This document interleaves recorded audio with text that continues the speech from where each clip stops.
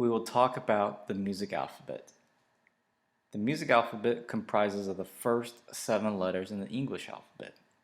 So we have A, B, C, D, E, F, and then G.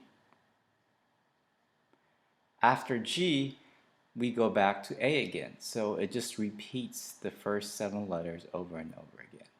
So we have A, after A is B, after B is C, after C is D, after D is E, after E is F, after F is G, after G is A, and then we go back after A is B again.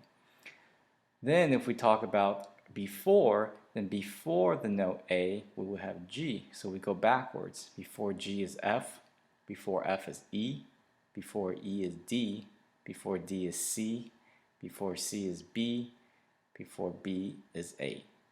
And I will show you later on what this looks like on the keyboard. The next thing I want to talk about is the whole step and half step of the alphabet.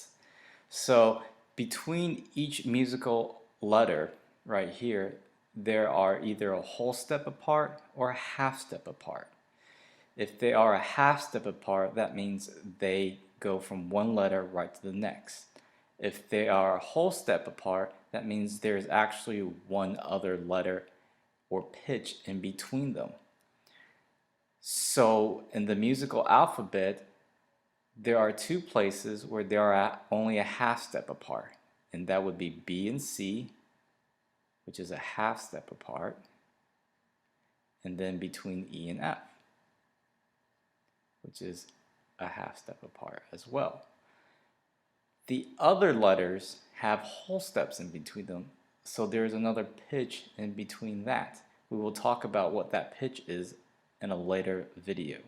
But for the time being, if we have A to B, that's a whole step, B to C is a half step, C to D is a whole step, D to E is a whole step, E to F is a half step, F to G is a whole step, G to A is a whole step, and then it repeats.